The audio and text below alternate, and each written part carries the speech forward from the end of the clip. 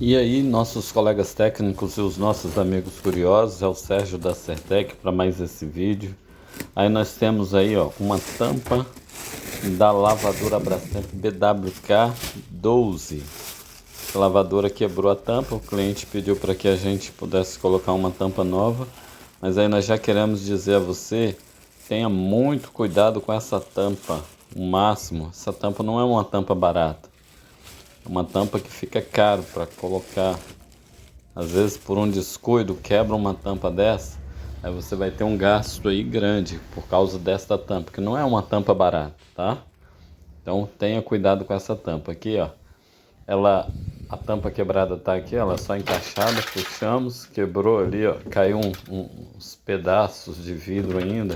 Esse vidro é um vidro temperado, quando ele quebra ele espatifa todo, voa, cai dentro da máquina. Nós vamos ter que limpar essa máquina aí, ó. Isso daí é o encaixe da onde ela encaixa ali, ó, no suporte, ó. Certo? Ela é só encaixada, é fácil de ser colocada, mas é uma tampa cara, entendeu?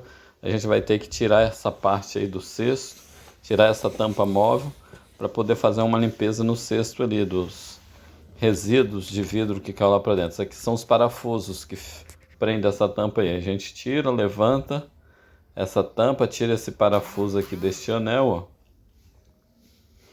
4 parafusos que prende essa tampa superior aí. A gente retira ela quando retiramos os parafusos. Aí a gente tem acesso aí ao tanque e ao cesto. Aí esse cesto ele é fixado por uns parafusos ali. Ó, aí ó, como é que tá sujo esse anel. Aí a gente tira esses parafusos aqui que prende o cesto. Tirou os parafusos, o cesto está liberado. Ó, a sujeira aqui junto aí, ó. Se você fizer a autolimpeza uma vez por mês com água até o nível máximo, sabão em pó de qualidade, pode ser o Omo ou sabão neutro, algumas pessoas usam vinagre.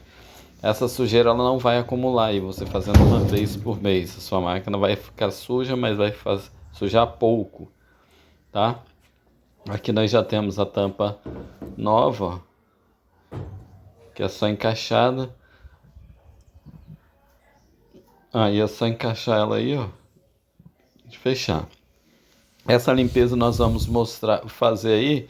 Não vamos mostrar todo o processo, vamos só mostrar aqui que precisa da limpeza, porque nós temos vídeos no canal aí fazendo essa limpeza. Aqui a gente liga ela com a tampa no lugar e só joga essa água fora aí para tirar o excesso da água para poder fazer a limpeza aí. Nós temos vídeo no canal aí mostrando sobre limpeza de máquina, ok?